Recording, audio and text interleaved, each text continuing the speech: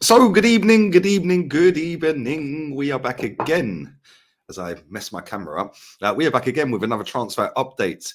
We are running out of time to secure a midfield maestro, a midfield destroyer, a midfielder that could secure the Premier League title come the end of May. Literally about a week before my birthday, we could win the title, which would be insane. Happy birthday, happy 41st, that would be.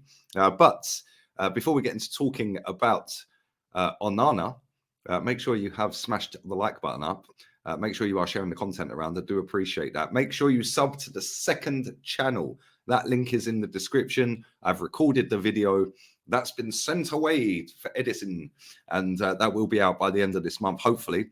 Worst ways, it'll be out in the first couple of days of February. Depends how busy people are to edit. But also, big up to everyone who does drop donations in via the thanks option. So if you want to do that, feel free. But Chelsea have been rejected by Everton midfielder Amadou Onana. He has rejected Chelsea point blank, according to the reports out there as I record this at 4 o'clock Spanish time on a Thursday afternoon. So, yes, Chelsea received final answer from Arsenal target Amadou Onana. This is in the Express. Not sure how reliable these reports are, but this is why I'm here to give you my thoughts on it. Chelsea have been plotting a swoop for Everton midfielder Onana. They are now called the Eagles. They're swooping. Big buzzword there, wasn't it? Chelsea have reportedly been rejected by Everton midfielder Amadou Onana, who has allegedly decided he wants to remain at Goodison until the end of the season. The surprise developments could prove to be music to the ears of the transfer competitors Arsenal, with the Gunners also keen admirers of the Belgian maestro, as they target cover for Thomas Partey and Granit Xhaka in the middle of the park. Now, and then continues on. Chelsea have begun to lay the groundwork for a potential winter swoop and for the 21-year-old, but now the Blues have seemingly seen their advances rejected.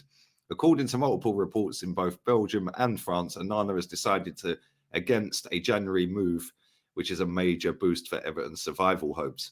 The Blues were said to be preparing an opening bid for his services, meaning Everton could have found themselves in real pressure in the midst of a relegation battle. 33 million quid he signed for in August, but he doesn't fancy another challenge so quickly after settling down in Merseyside. That could prove to be an advantage for Arsenal if they want to explore the deal further down the line. Could is the key word there. This could potentially at the end of the season. Should Everton fail to survive, they could find themselves having to sell Onana on the cheap at the end of the campaign. Chelsea's excessive spending under Todd Boehly is showing no signs of slowing down, and they're continuing to invest in players for the future. That's why 21-year-old Onana is of keen interest, as he is seen as a world-class potential prospect. There goes my phone. And one of the few shining lights at Everton this season. Now, there is other reports out there that Arsenal are preparing a bid for this guy. So who's telling the truth here? On one hand, this report says, no, he wants to stay at Everton. On the other hand, there's reports suggesting Arsenal could be in for this guy and are preparing a bid, which is why the transfer window is hilarious, because you get so many conflicting stories. And I look at it and I just think, like, come on, really? Like, does anyone actually know what's going on? Like, does anyone genuinely know whether Arsenal are preparing a bid? Does anyone know if he has actually rejected Chelsea? Look, at the end of the day, he plays for Everton. They're near the bottom of the table. In fact, where are they in the table? Let's have a little look. Let's have a little look. They are currently one from bottom. They have got 15 points. They look kind of doomed. 3 wins all season. They've conceded 28 goals and only scored 15. And listen, whilst he's been a very good player for them this season, and he has been good, is he worth 50 mil? Probably not, if we're honest. Although saying that, the prices for some of these players nowadays is just ludicrous in the first place. So I wouldn't be surprised if he ended up being sold for 50 million. Do Arsenal want to put 50 million on the table when we're being linked to the likes of Caicedo, Declan Rice, Zubimendi? Like, I don't know. I don't really know whether this guy is going to be the guy that ends up at Arsenal. One thing I do know is football works in mysterious ways. And if this report is true that he's rejected Chelsea, that's put Arsenal on the back burner as well, then pretty sure if one of them two clubs goes and says, there you go, there is 50 million, then I'm pretty sure that he's going to be leaving, because Everton need the money. They've got a new stadium under development, and they're right down the bottom. Yes, if he stays at Everton and he stays in the league, that is worth more than the 50 million. But at the same time, if he stays, keeps him in the league, has a great season, could he be worth more than 50 million come the summer? These are all things that football clubs will be working out. These are all things that agents will be working out. Why? I'm no disrespect to Everton. They are a massive football club, believe it or not. Just because they're down the bottom of the table doesn't mean they're not a massive football club. They've won 9 league titles. They are a big football club, albeit a lot of them, if not all of them, were in the 70s and 80s. But they are still a massive football club. And not right now are they looking like they're going to ever get back to that. They're looking like they're going the opposite way, and they've dropped down massively under Mashiri's ownership. So if I was a player that had just signed for Everton, I've got Chelsea and Arsenal interested in me, no disrespect, mate, but I would be looking at one of them two clubs. So me personally, I don't think that report's true anyway. I don't think that is the case. I think that's just a case of that's just been put out there just to put the feelers out. Like, oh my God, that means you have to come with the 50 mil type of thing. Now, listen, we know Chelsea have got bags full of money. They can just splash cash for fun.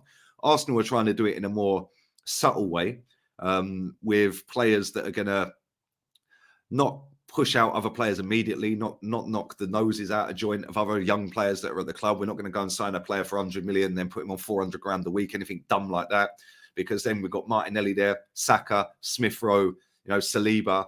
3 of them have not signed new contracts yet. So that then puts us on a backward step for contract negotiations if we get a player in that's on stupidly astronomical wages. Now, this guy I don't think will be.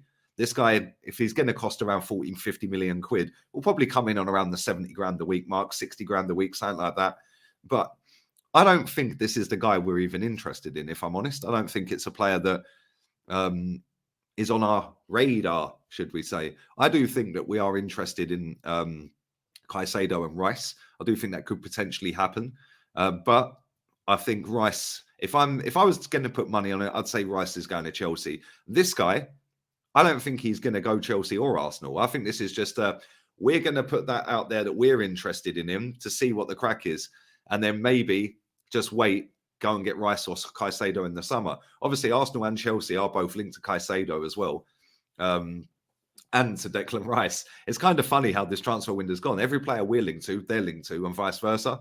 It's kind of crazy, especially the main targets that we're looking at. But this is going to go on and on and on for another few days at least anyway, 4 more days, and then the transfer window slams shut until the summer. Then it'll be there's already talk of summer moves. I'm going to do a video on Zubimendi. That'll be dropping as well, so keep your eyes peeled for that in the morning. Later in the morning.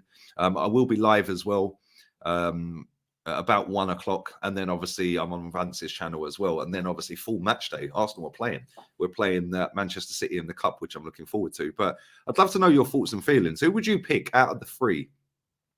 Or out of the 4 if we throw the Real Sociedad fella in there. Again, another one that doesn't want to leave his club right now, but he's open to a summer move with a £53 million buyout clause.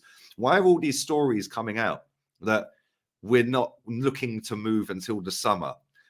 Me personally, I don't think we're going to go and get a midfielder. I don't think we will. The Polish lad that we signed, Jakub Kiwior, he can play DM. He played there last season 21 times. So I don't think that we're going to get a midfielder. I was hopeful we'd get a midfielder, but the way this transfer window's gone and the fact that we're on the 27th of the month, and he's not there yet. We've been linked to 4 midfielders: Caicedo, Zubimendi, Onana, and Declan Rice. And most of them, if not all of them, have been, I want to join, but I'll come in the summer. Me personally, that is just PR spin of, well, we weren't going to just rush and buy anyone. We're going to go and get our main target in the summer. Well, let's see what happens in the summer then. Because if we don't end up with Caicedo, Rice, Onana, or Zubimendi, then this was all waffle, wasn't it? So I'm sure we'll find out. The truth always comes out in the wash eventually. And most of these journalists that are out there probably get less than 1% of their stories correct. So I wouldn't pay too much attention to most of this, which is why I'm here to dissect it. So you don't have to. But listen, have a wonderful evening, early hours of the morning, whatever it is, wherever you are in the world. Smash the like button, subscribe to the channel, sub to the second channel, Lee Reacts, it's in the description. Follow the socials, and make sure you got notifications on as well. Leave your donations down below as well. And I will be back again at 8 o'clock in the morning UK time with the Zubamendi story. Until then, adios amigos. Ciao.